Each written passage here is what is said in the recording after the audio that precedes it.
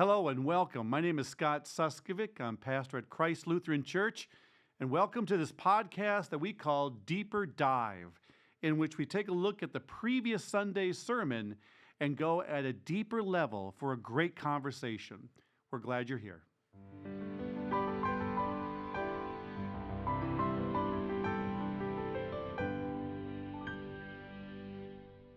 Hey, welcome back to Deeper Dive. I'm Pastor Ryan. With Pastor Adrian. And we're going to deep dive from our sermon this Sunday, which was Father's Day. Mm-hmm. I don't think anybody was surprised that the topic of the sermon this Sunday of Father's Day was fathers. You know what, though, Pastor Ryan? I think it was, sometimes occasion sermons get different levels of referencing. This was a Father's Day sermon. Okay. Like, someone would be like, oh, yeah, have a little section about Father's Day. This was about fathers and fathering. And so I don't know if anyone was surprised. But sometimes we don't always give it its full, treatment. Well, let's dive into that. So this is Deeper Dive. We can get into the deeper sides of things, the things that we wouldn't get into in a sermon. And you're right. Sometimes if it's, for example, we've got 4th of July coming up, we're not going to talk about fireworks. Mm-hmm. That's, maybe a fine topic to talk about, but we're not going to get that, on the nose. But on Father's Day, this Father's Day, we did. Mm-hmm. So where do you draw the line when you're writing a sermon for Flag Day? How much of that do you put into? Well, I wait all year for Flag Day. Well, don't we all? We do. It's on my calendar.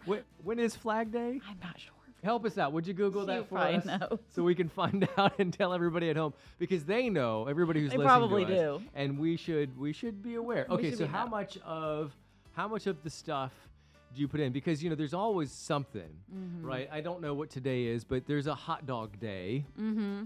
Yeah. Or a pizza day, or a taco day, right? An international ice cream day. Yeah, that's true. Okay, so how much of that should we put into our sermons? Yeah, that's such a good question. Okay, June 14th, so Flag Day is passed. It's behind us. It's behind us. It's like a week ago. What were we thinking? We hope everyone had a wonderful Flag Day. Yeah. But I don't know. I think it depends on the year and the occasion. Okay. Yeah. And, sometimes we have a sermon series going on. We did not this time.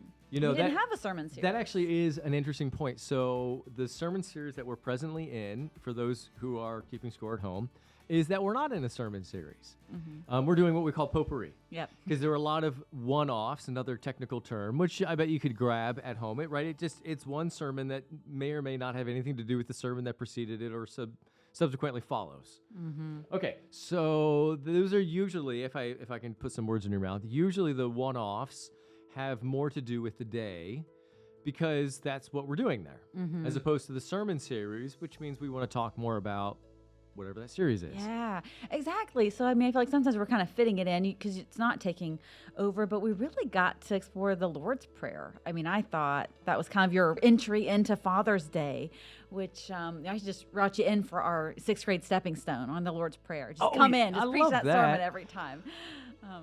Well, but we do know the Lord's Prayer. I could go, did we ever have... See, sometimes I don't remember. I have a whole sermon series ready to go on the Lord's Prayer. But we haven't done that one yet, have we? We have not. Okay. But that sounds amazing. I think it's a 4-parter on the Lord's Prayer, because there is so much there, and we do just kind of roll it off. But really, it was that we talk about the Our Father. We can even talk about the Lord's Prayer as the Our Father.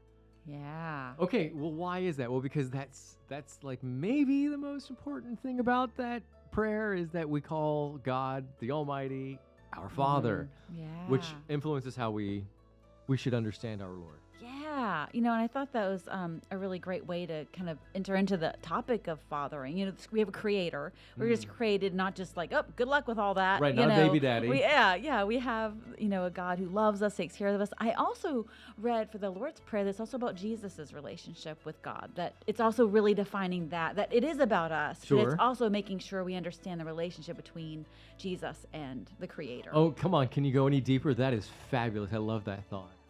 I hope to go deeper, but I don't know. It was just that it was that. Yeah, we love to claim. It's not just it is about our us. Creator, but it's making sure we understand the relationship of the Trinity. Yeah. There's a big claim in that, the Lord's Prayer, God our Father. But I think it was also in Jewish thought that God Father but that it was Jesus' father also specifically. And that would have been, and maybe this is too harsh of a word, or maybe not, that would have been heretical.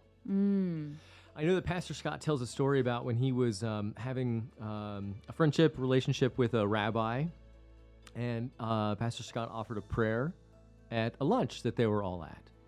And the conversation initially and the impetus for the meeting was to talk about their faiths and traditions.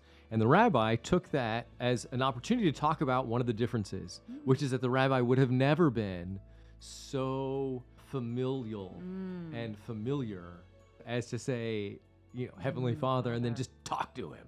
Yeah, and Abba. I mean, Daddy. I mean, Well, that's a very familial. It is absolutely that. It's like Papa. It is. It is. And I didn't want to get into that because there's some controversy on how to translate it. It would have been an Arabic term, not an Arabic, an Aramaic term. And we can get lost in the weeds here, I guess. But I let it go because the controversy wasn't what I wanted to bring in. Right. I wanted to bring in the other thing. And the other things that I thought was really important is in the Old Testament, we get this word chesed, which I didn't talk about at all, but it is usually translated as loving kindness, but it's more than that. It's this slow to anger and abounding in steadfast love. That's like the catchphrase. And the reason that's the most important word is because that chesed is manifest in Jesus. Slow to anger and abounding in steadfast love means, yeah, I know you sinned, and yet here I am trying to solve your problem, trying to give you what you can't give yourself, to complete you in a way that you can't be completed any other way. So here's Jesus, this chesed made manifest. Yeah. Wow. Which is part of the Trinity. That was the other thing, right? Yeah. Is that we're Trinitarian, and we always forget about the Holy Spirit. So, who is his role? His role is he's the kisses of God. He's the one that grabs us and hugs us. Yeah, even if they have Duck Dynasty beards. Is it Duck Dynasty? Is that who you Even mentioned? If my son, that was the analogy, right? But even if my sons are huge and have Duck Dynasty beards, then I'm going to use that beard to pull them down. Yeah, I really appreciated how you really got to, from your role as a father, get to talk about fathering, that difference, because that fathering role is so important in a child's and person's faith development, and how important it is that every person got to hear that, or every person who has that role. It's important to hear that development. I think so, and not for nothing, we were actually kind of talking about the kisses. There is a thing in our American culture that says you can't, and I don't understand it, but it's there. You can't, as a father, or shouldn't kiss your sons. And really? I balk at that. Yeah. In fact, I can show you some sports guys who were making fun of Tom Brady, who was apparently kissing his son. I don't understand that. That's sad that there's Okay. that exists. Yeah, That's not right. Well, this is exactly my point. Yeah. No, it's not right. That we would love our children is an obvious thing. That we would love our father is an obvious thing. Yeah. And how weird is it that we think love is weird? Yeah. Or certain expressions. So if you're listening at home and you don't understand what I'm talking about, good for you. If you do, let me know, because it is in the sports world, at least. There's this machismo in the football world, and I don't get it. I don't know. Yeah. But yeah, fathers are important. They're gonna love on us. They should love on us. And I'm a father, and so I can share about that.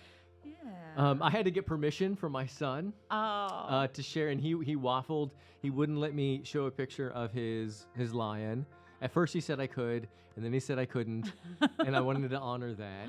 Yeah. But he did let me share the story, and I'm very thankful for that, because he's a very, I guess I'm going to use the word shy. Maybe that's not quite it. Private, maybe. Yeah. He just doesn't care about the spotlight. That's not an important thing. And he doesn't seek it, and he doesn't want it. As opposed to my other son, who probably wouldn't have cared. Yeah. Right. Gabe's on the stage on Experience. Hey, playing the guitar. Presently. Awesome. Right, as we speak. They have a show right now. Do they not? I think so. Or if they Okay. didn't at this exact moment, then they will tonight. They will tonight, yeah, if Yeah. if not now. Yeah, well, you asked permission. And now, how many Father's Day sermons have you preached? Because you've been ordained 20 years? No, not quite. Golly, how long have you making me wonder? No, not quite. 16. 16, I've been okay. ordained 16, but of course we we preached before that. Yeah. I had a year of internship, and then 5 years. Well, I guess I did preach yes, I've been preaching for 21 years. Father's Day sermons. I don't know. Yeah. Over a dozen. Yeah. How have they? Because these things come back year after year. There's always Christmas. There's Yep. Easter. There's Mother's Day, Father's Day. How do you keep it fresh? We think we want to. Is that a value we should have? Well, so What do you think? that is an interesting thing. So my opinion about whether or not we should even bother lifting it up in church makes people mad, frankly. It does. And so I rely on those around me to correct me. Because here's my thought process, and it is aggressive. Is anyone else in the world doing it? If the answer is yes, then the church doesn't need to do it. Because the next question is, will anyone else outside of the church do what the church is doing? So, for example, is the city of Mecklenburg going to have fireworks display? Yeah. Okay, so we don't need to have a fireworks display on the 4th of July. Yeah. That's going to be taken care of. Will the city of Mecklenburg worship Jesus? Probably not. Right. So maybe we should. Yeah. So we let Mecklenburg do what they're going to do, and we do what we need to do. And that often means that those civil holidays aren't things on my radar. Yeah. So I really rely on my fellow pastors and those around me to help me be sensitive, because sometimes I'm not, and I appreciate those insights. Yeah. Which is a long way of saying, while I've probably had 16, 17, 18 opportunities to preach Father's Day, I probably have only done maybe half a dozen. For that reason. Yeah. Redundancy almost. Yeah, and I will often say, oh yeah, it's Father's Day. I'll bring it up. I won't preach Father's Day. Right. Yeah. So you appreciate that. I wonder, if we ask Martin Luther, like Martin Luther, Dr. Luther, do you think we should preach on Mother's Day and Father's Day? And I think he would say absolutely. Okay. I think, and I know, he saw marriage as a vocation and parenting as a vocation. Yeah, that's right. So, and I think that is gospel related. That's how we show the love of God. And this is why I listen to the people around me. Yeah. Because you're right, now that you say it like that. Yeah. One of those wonderful things is, in the Catholic Church, before the Protestant Reformation, there was a problem of men who couldn't get out of their marriages, who would join the clergy as a way to get out of marriage, because you had to be celibate. And they thought, well, it's better to be celibate and a priest than to be married to this woman anymore. And the Pope had to come out and say, nope. And this is where Luther gets his understanding. Nope, being married is a calling. You can't substitute one calling for the other. Yeah. So if you're married, you have to bring your wife with you. Well, that stopped everything real quick. Yeah. And that's where Luther comes down, right? He says, no, you are married. You can't not pay attention to that. That's a gift of God. Yeah. So I didn't know that little piece of history behind it. That's cool. I know that vocation was a big part of his theology, but I didn't realize it was in response to what was happening in the monasteries.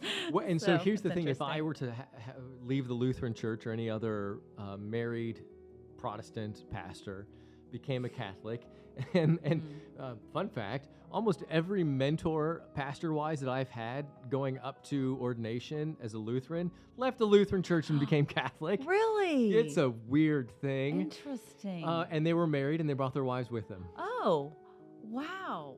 Okay, so it's allowed So when it you're is already allowed. married. Yeah, if you're already married, you can be a married Catholic priest. That's fascinating. So that's a fun little tidbit that we'll leave. I hope that your Father's Day was good and familial. And we look forward to next week. Pastor Scott's going to bring in the Lutheran Services Carolina. That's it. I always get that wrong. Lutheran Services Carolina. Yeah. We'll get to hear about the New Americans program and get to reflect on neighbors and all that good stuff. So we'll plan to see you next time. Yeah. See you next time.